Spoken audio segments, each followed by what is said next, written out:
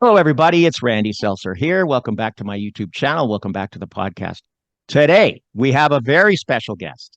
Jess Lenouvel is joining us today. She is a well-known real estate figure. She's originally from Canada, but she is now a trainer and a real estate influencer across North America. She has thousands of real estate agents who are her students. She's got a vast history working in real estate. She's worked as a retail real estate agent. She's worked for developers.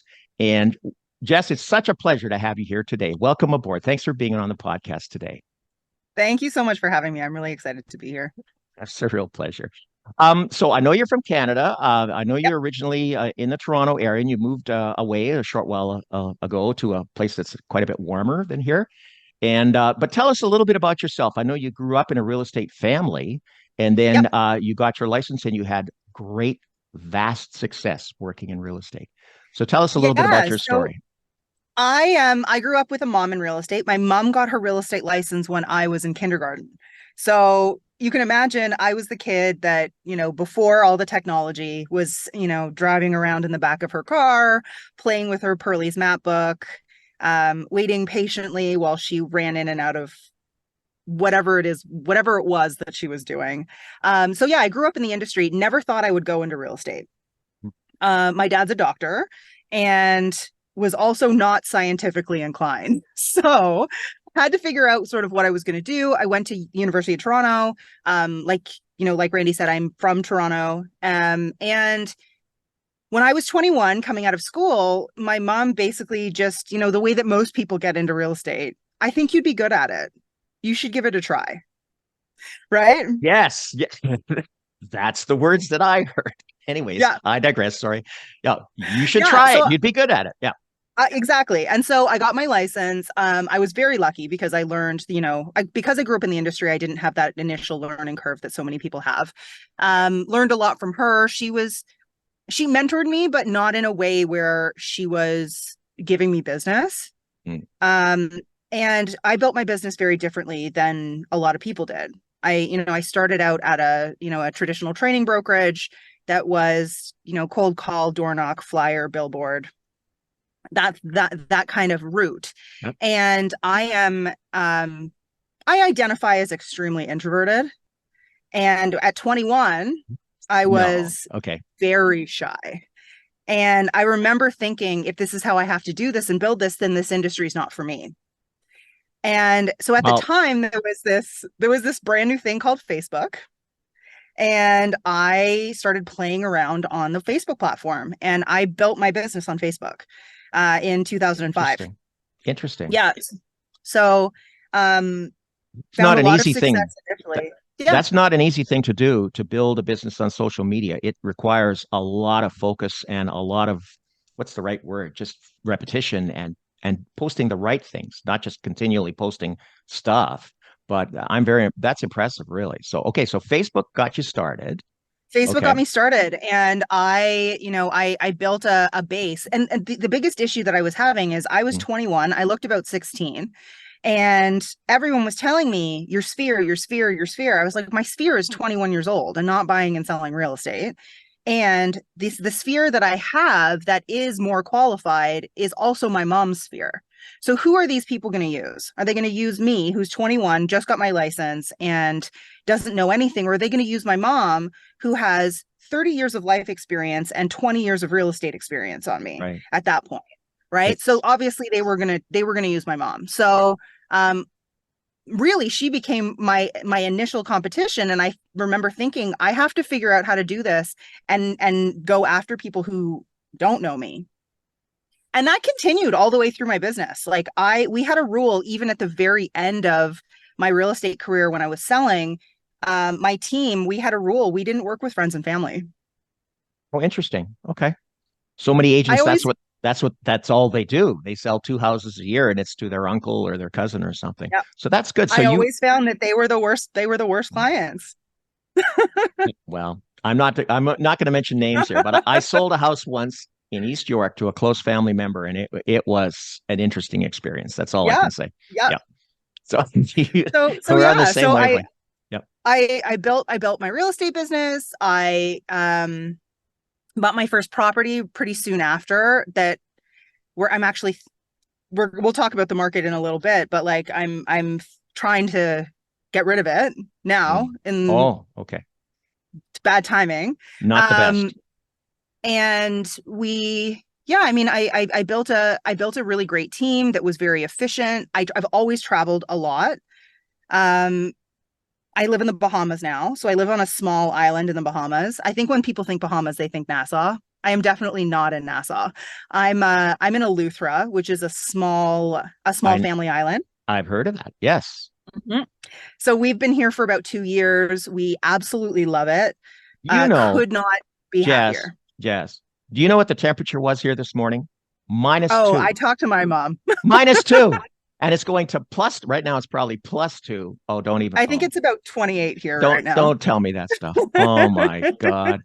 Good for you though. That's great. Yeah, so we live right on the beach. Our lifestyle is very different than than it was. Right. We spend a lot of time outside, a lot of time in the water. We have a very, very tight knit. I have closer, tighter knit friends who I see more regularly here than I ever did in Toronto. Interesting. The the community here is very, very different and very special. Mm, But I travel a lot. I still travel a lot. I speak on stages all over the place. I'm flying to Austin on Friday. okay. So, I'm in and out of the island all the time, but when I'm here and I'm not working, I feel like I'm on vacation. Oh, wow. Well, that's great. And that's, I think, the dream of many Canadians is to move somewhere warmer. And now with the internet, you can be a so-called digital nomad. I was talking to somebody a Absolutely. couple of months ago. We were doing an interview, and I noticed that it was daytime here and he was at nighttime. I said, "Where are you?" He was in Bali, Indonesia. Canadian Hmm. guy who moved down Hmm. there, and that's what he's Hmm. doing. He's working there Well, remotely. we looked at Bali, we looked at Thailand, we looked at the Did you? entire world Okay. before we decided on here. The Bahamas fit a certain criteria that we had perfectly, Okay. so that's why we ended up here. It Good wasn't for you. random. I can imagine. That's a big decision. I know right now a real estate lawyer is moving to Costa Rica. I know Hmm. another real estate guy who just moved to somewhere in Mexico, I think Puerto Vallarta. People are moving up Hmm. because you can do this stuff now with the technology we have, which is amazing. Absolutely. So I And you see. can So, you can run a real estate team in Toronto and be located somewhere else. oh, show me how. Please show me how. Now, you mentioned something a few minutes ago about how you scaled your business. Basically, you put together a team, and that's something that a lot of agents have trouble with. That I personally had trouble with that. Hmm. Hmm. And you get to a point, I mean, real estate's an interesting business where sometimes the tide comes in and sometimes the tide goes out. Yep. And they tell you when you first get your license, and I'm sure you went through this, and your mom probably told you the same thing, that they tell you all about the risks of failure. Like if you don't make some sales, if you don't make some deals, you're not going to be able to make that car payment. You're not going to be able to make that mortgage payment. You might not even have money for food. And many agents have run into that problem. But what they don't tell you when you get your license is that the problems of success. And many agents that I know, some top producers all over the GTA, have run into the same thing. I was doing pretty well, not at your level, that's for sure. Hmm. But there was some years when I was doing pretty good. And I thought at a certain point, you feel like you're just like a hamster on a treadmill. Yeah. And the Yep. phone, it never stops ringing. And you never get a day off, and you're working 16 hours, 18 hours a day. And many agents I know, including some really pretty big names out there, they just got tired of it after a while. It's like, They enough. get burnt out and then they I don't leave. Yeah. want the phone to ring. And that's not a good attitude to have when you're in sales, Yep. you know? Yep. So Yep. how did you make that transition to building a team when you first did that? The very first time I hit seven figures in income from real estate, I did it on my own as a single agent, and it You was probably the worst time of my life. you hit I seven was, figures by yourself? yeah, Oh, I was burnt out. I was unhappy. My phone would ring yes. and I would cry. And so I had to figure out how I was going to actually like maintain this or scale it. And it didn't require a big team. I never had a big team. It was always like very lean and very efficient. But I think I did something that most people in real estate never do. And I thought and I used technology and I really went Yeah. about things from an efficiency standpoint. So, Tim Ferriss, who wrote the 4 Hour Work Week, Yeah. he talks all the time about eliminate, automate, delegate. And so many people are taught in real estate from the big red book that you get to a certain level and then you hire. Right. And financially, that is not efficient anymore because cost of living is much higher than it was Mm. at the time that was written. And we have all of this technology. So I think that there's so many agents out there who are paying someone $20, $30 an hour to do tasks and to do jobs that a piece of technology or a piece of, a system can do Mm. for $20 a month. So what we did was we really focused on tech first.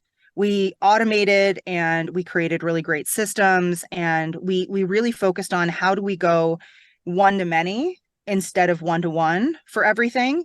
Once we created Right. all of those efficiencies, we filled the holes, which is just the stuff that people need to be done human to human. Mm. And that's really why we were so effective. Our marketing was always really, really strong.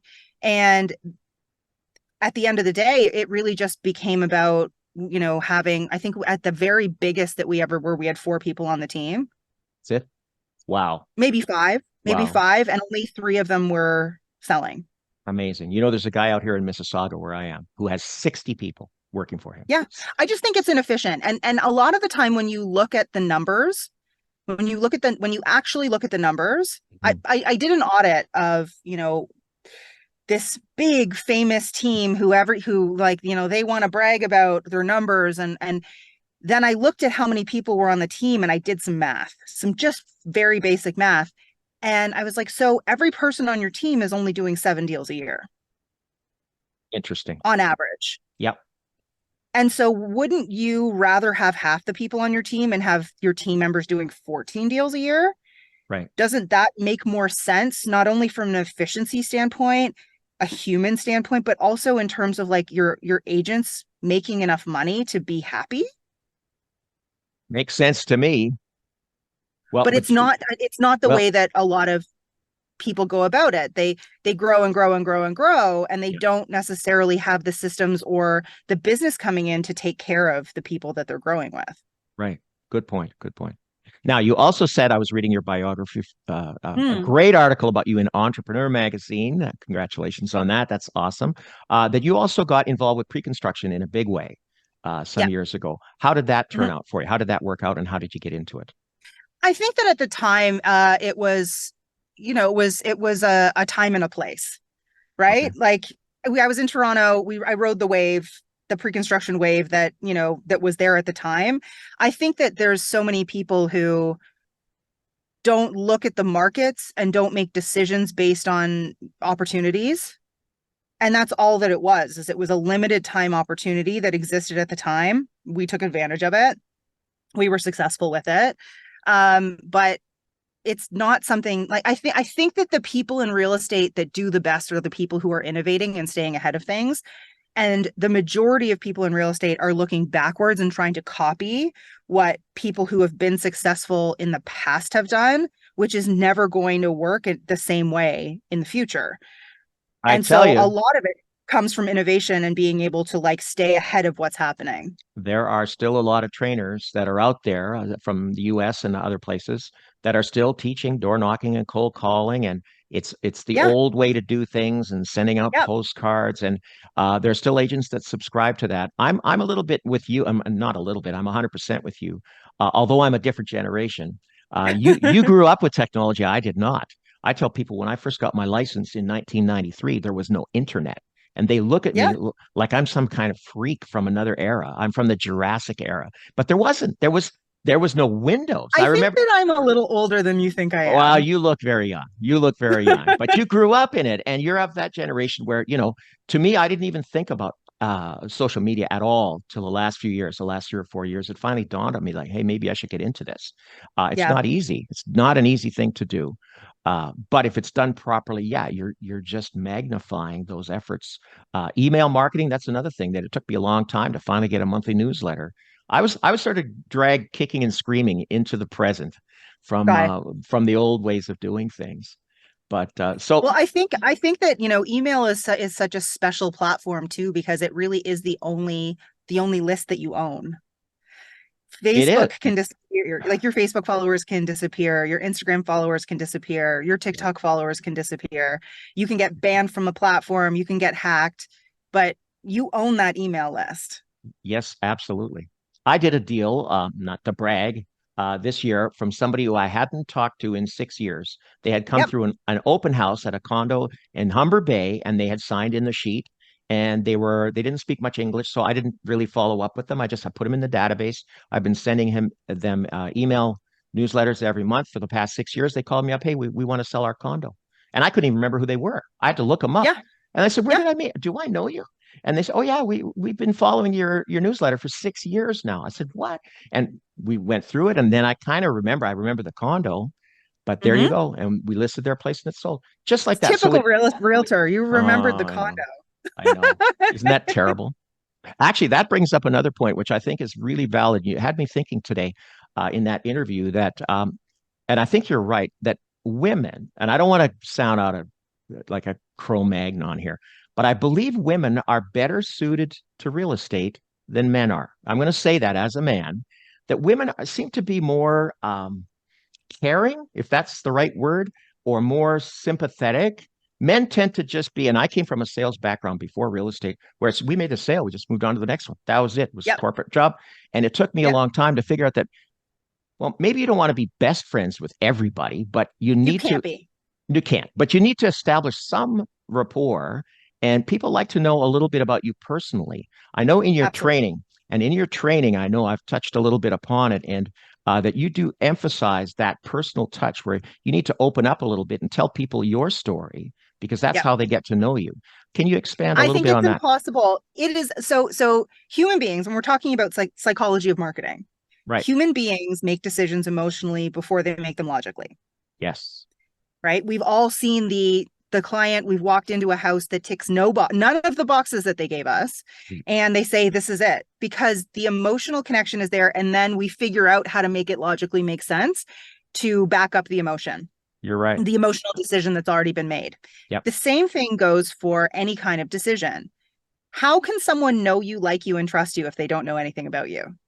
That's true. That's a valid point. And I'll tell you, 95% of the agents out there don't even think about that. They don't even understand that. They're just posting stuff. I'm number one, just sold, just listed, sold over asking, that kind of stuff. But who is that person? Who is Yeah. that person? How are you going to get to know that person so they're going to want to work with you? Well, And I also think that there's an element of we get so ingrained in the deal that we forget about the psychology of why people move. People don't move because it's fun. People move because there's something in their current situation that's not serving them that they want to fix or alleviate with a move of location or a move of property type or like a financial shift. And when we understand what's driving your client's moves, the marketing messaging completely changes. And the way that we go about attracting those people also completely changes. Really good marketing. And I think that this is something that if I could bang this over every person in real estate's head, and I got it in there, my job's done and I would retire and you'd never hear from me again. But really, really good marketing is not about your ideal clients understanding you as a realtor. It's okay. about your ideal clients feeling understood by you. Your ideal client's feeling understood by you. Yeah. So it's being able to articulate what's in the back of your ideal client's head better than they can. When you can do that, it automatically builds trust, it builds credibility, it builds authority, and there's a psychological, emotional connection that is created through that kind of marketing. And so, which is the reason why I don't teach just listed, just sold. It's the reason why I don't believe that we live in a world anymore in 2024, which we're essentially in, where showing people that you have business gets you more business. Plus, And people I are, think that it's the mistake that people are making. I think you're right. And I think people are so bombarded these days. I Mm-hmm. know my inbox is just ridiculous, and the amount of stuff that you go on any social media, and it's so much spam.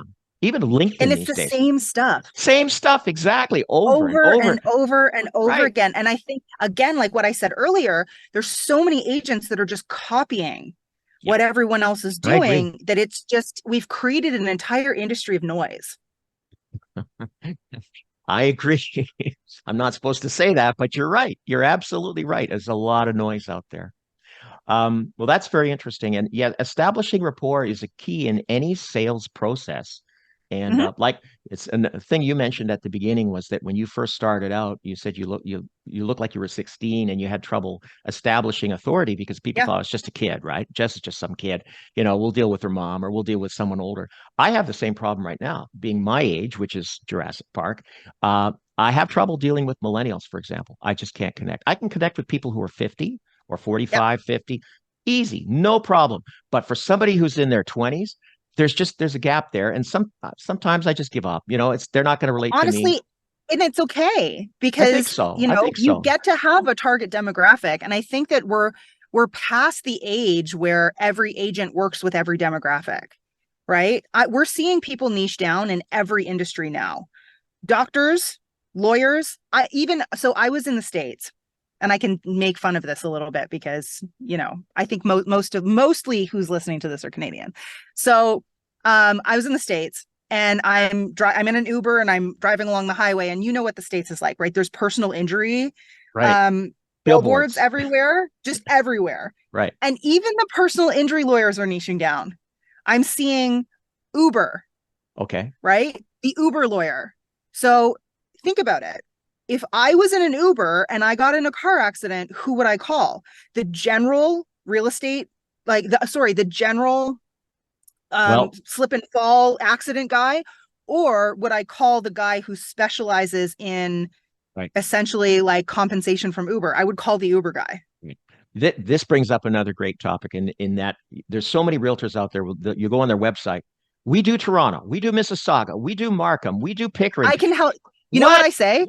I can help you buy, sell, rent, and invest from here to Timbuktu. And what that says is I don't specialize in anything, and I will take what I can get. Exactly. Exactly. I don't really know anything, but I'm out in everywhere that you can possibly name. Yeah, Interesting. which actually makes you, and I think that the intention of what people are trying to do is like not exclude anyone, but what they're doing instead by accident is saying, I'm desperate, Right. I don't have enough business, Right. and and you can take advantage of me and I'll probably discount. And I There, think that people just don't realize the message that they're putting out inadvertently. boy, you're really good. You could teach a course in psychology at a university. Honestly, I think you're right on the money. And there are other Well, agents it's out what I there. teach. It's what I teach. Everything that we do at the Listings Lab is all geared Okay. around the psychology of marketing and how to create inbound relationships. Okay. Tell us a little bit about the listings lab and how that works. Yeah, sure. So I founded the Listings Lab in 2018. Yeah. And the intention behind it is it's the program that I wish that I'd had. It would have saved me time and money and frustration and burnout. Basically, the premise behind it is it's 100% digital. So it's all social media, email, and paid traffic. And everything that we do is geared around creating inbound business.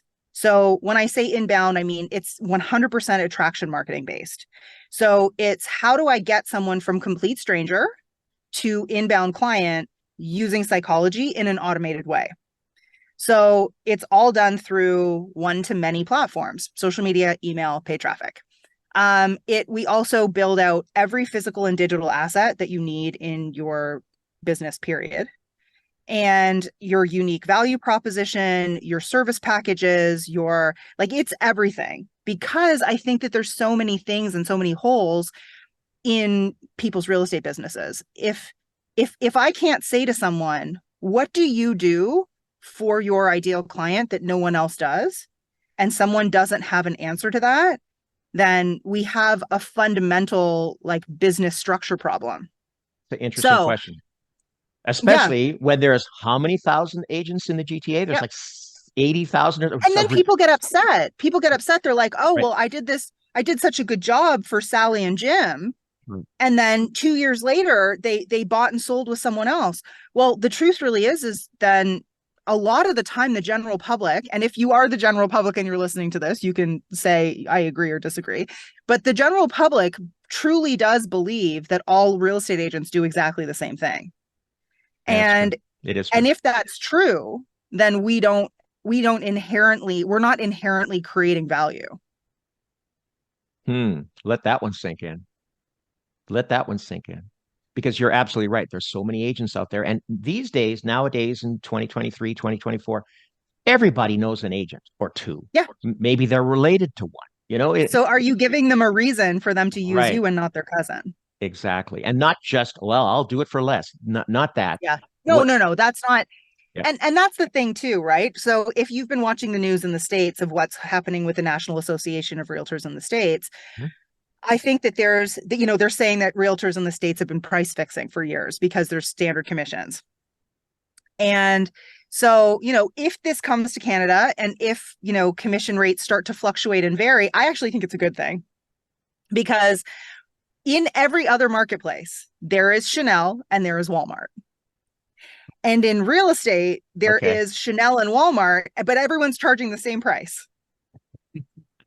And so I think that there's actually movement. There's yes. room. I'm shocked. I'm shocked that you would say that, but no, you're right. You're absolutely right. And yes, and the very best realtors that are out there are not trying to be Walmart. They're not trying to be Walmart at all. And nope. They're just accepted. Of course, it is what it is, right? If you're looking for the cheapest commission, I'm not for you. Right. Now that's a business model. That's a business model that works for some people. Absolutely. There is room in the market for both. They usually don't last too long, but there is room for them. There's no question about that. But and they're more focused. They're going to be more focused on volume.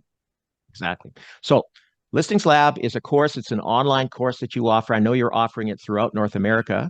Yeah, I wouldn't even say it's a course. It's more of like a training program. We teach agents essentially how to be proficient marketers within the real estate space. So yes, there is like a step-by-step model, but every single person who goes through the program has different messaging, a different avatar, different unique value propositions. So there's absolutely nothing in the program that's cookie cutter. And at the end of it all, the whole intention of this is that you're building a 7-figure business through inbound business generation. Very nice. Well, I can tell you one of the problems that I grapple with, even after 30 years, is just there's only so many hours in the day. There's just only so many hours. And no matter how hard you want to work, you can only be in one place at a time.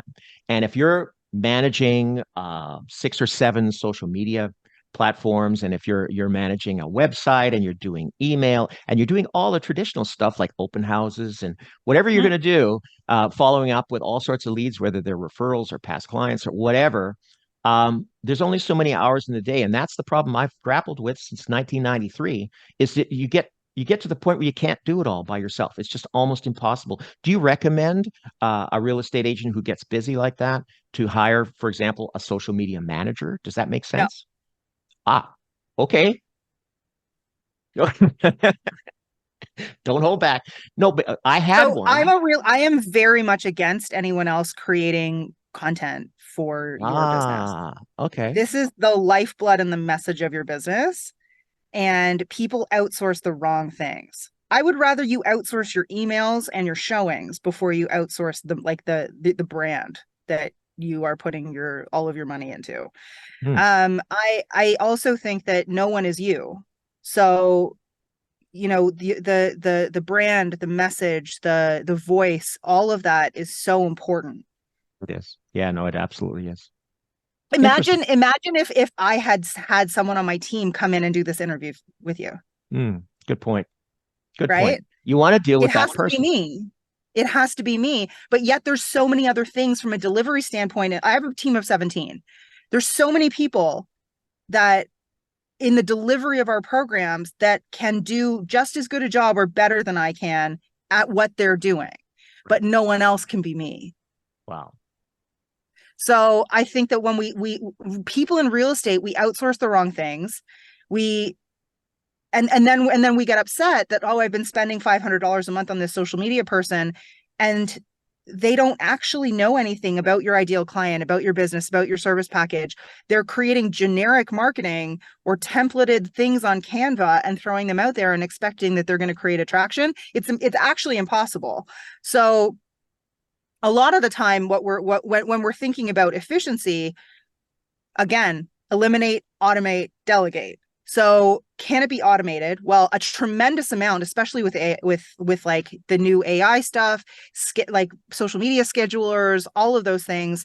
I suggest that an agent spends an hour or two a week on social media creation and scheduling. That's it. Oh, wow. And if you have a system that you're following and you become really good at it, that's all it takes.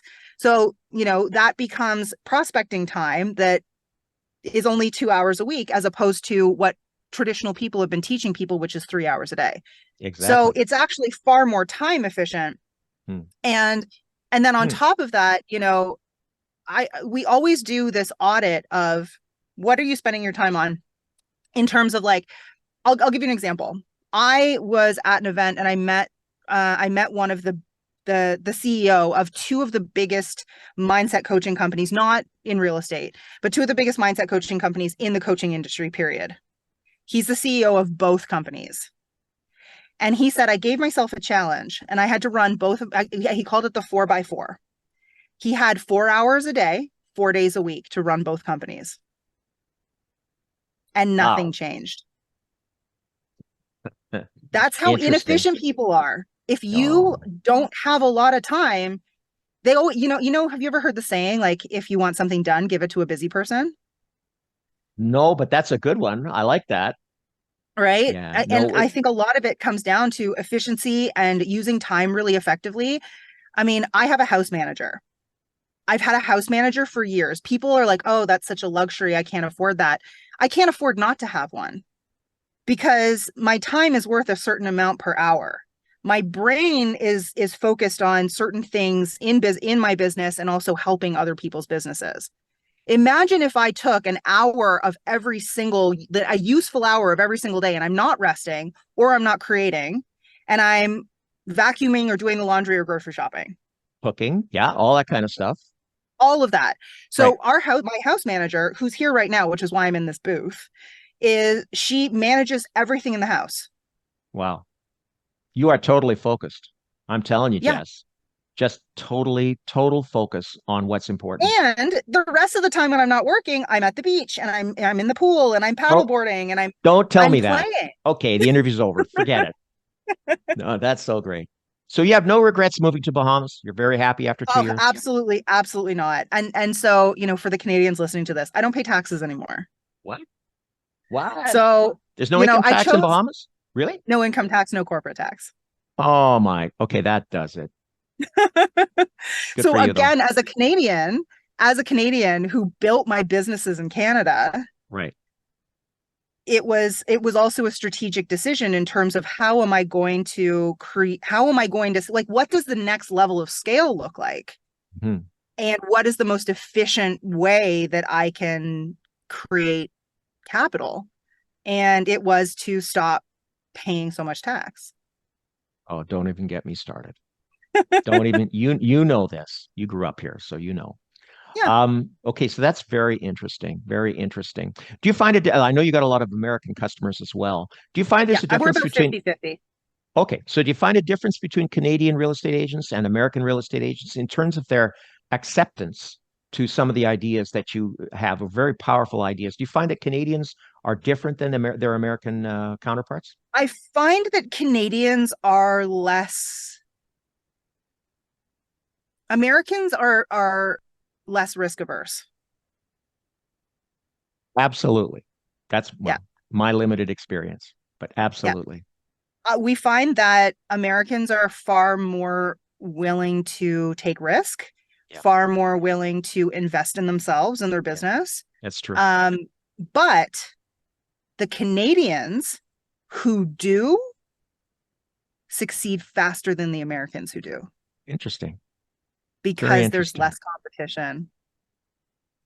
Okay. Well, and we can talk a little bit about, I know your time is limited today, but we can talk a little bit about the market today. I don't know if that's appropriate, but I'm sure you're aware that the market up here has changed radically in the last 2 years. We've had 10 interest rate increases. We had those practically 0% mortgages, I 1 or have a 2%. I have a I have a house in King City that is on a floating rate. Trust me, I am highly aware It's of like the double interest or rate. triple what it used to be, right? And Yeah, and yeah, there's a lot of pain in the market right now. A lot of the younger agents, I look around, I think, well, because they've never seen anything like it. They can't believe it. yeah, When I started, they were still recovering from the big crash in 1989. You can ask your mom yeah, about that one. And yeah. I started in 93, and it took another 3 years to 1996 before it finally turned around again. But we're Hmm. in a situation now where the prices are so high. I talked to some Yeah, American people too on the podcast. They cannot even believe it. I show them I know. pictures of houses that are like 1.3 million. They're going, what? Yeah, Because where they are, you can buy a much bigger, beautiful property for 300. And I know.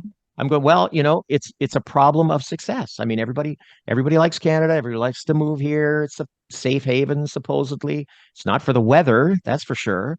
But so we've been on a tear basically for a number of years. And but people were buying recklessly. And we've been saying it for a long time now. It's not sustainable. It's not sustainable. And guess what? It wasn't sustainable. After 10 Nope. interest rate increases now, people on variable rate mortgages and people on fixed mortgages coming up for renewal are in a whole world of trouble. So the banks are Yep. doing some things. They're extending amortizations behind the scenes for renewals, trying to help out. A lot of trouble in pre-construction right now too, because a lot of people went Tons out of there. trouble in They bought, pre-construction. they put the down payments on a HELOC, and they didn't even worry about can I possibly close? And of course they can close, or they'll Because sell it on because assignment. everybody had these rose-colored glasses on that everything was going to be fine for another 20 years. Guilty. Okay. And so it's interesting that you say that. I was in Toronto last week, and my best friend is in real estate in Toronto, Yeah. and she has a lease listing from Okay. someone who bought pre-construction Right. in a building that currently there are 150 units for lease and 60 other two bedrooms. Wow. And will those fill? Absolutely. Are they going to fill overnight? Absolutely not. Right. And I think that the expectations of what people, especially investors, what they were experiencing, and now I think that we're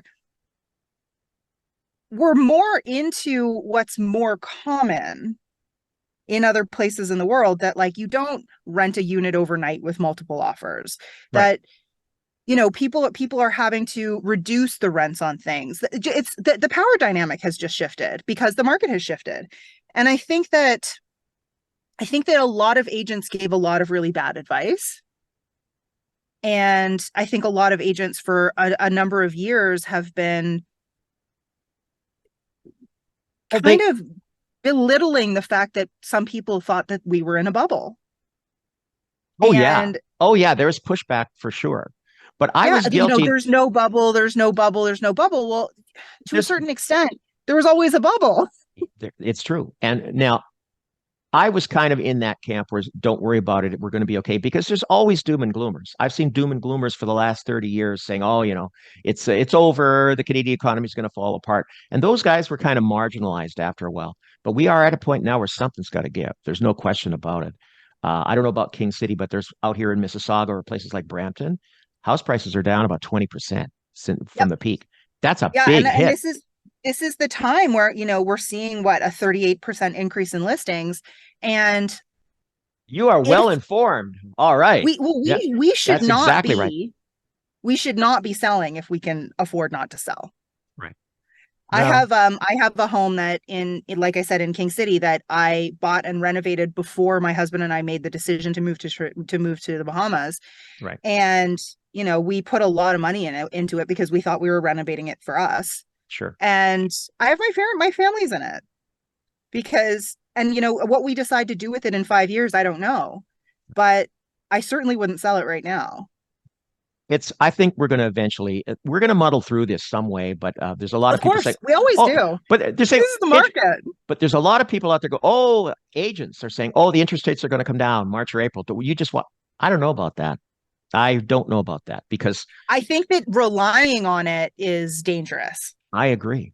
I agree. Let's wait till it happens, and then we can decide. Then the market's going to pop because there's still a lot of demand out there, but nobody But at they're the just like just like Go. any other time and any other, the line that I love to use is the most millionaires in history were created during the Great Depression.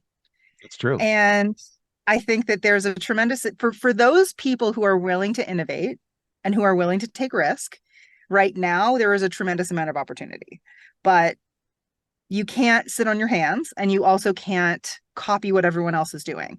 There is a tremendous, and I said this to someone last week. The most competition that there will ever be in any industry is the middle. There is so much competition to be mediocre, but there is so little competition at the very top. So instead of trying to think about how can I be mediocre, if you really start to think about, and the number of decisions that you, or the number of options that you have, change dramatically as well. Right. I just think that there's also a lot of people in the real estate space, and don't get me wrong, I absolutely love this industry. I've dedicated my whole life to it. But there's a lot of people in real estate who trade in a 9 to 5 to create another job for themselves, and they're not inherently entrepreneurial. It's so true. That is so true. Jess, you've given us a lot to think about today, and I'm going to put your contact information underneath the video here Wonderful. on YouTube and Yeah. also on the podcast. So that's Listing Lab. Is it listinglab.com or what's the URL? It's the Listings Lab here. It's www.thelistings.com. Okay. And I think the other kind of best place to find me would be Instagram at Jess Lenouvel. You got it. It's going to be Perfect. on for sure. Fabulous. So listen, thank you so much for taking time out. I'm absolutely jealous that it's 28 degrees there and it's -2 here. Come visit me anytime. I'll be careful what you promise. I've never been to Eleuthera, but we could work that out. So no, it's a real pleasure talking to you. You're welcome to come back on the podcast anytime you like. No problem. Thank you so much. I appreciate you. Okay. Have a great day, Jess, and we'll talk again. You too. Sounds good. Bye. Bye.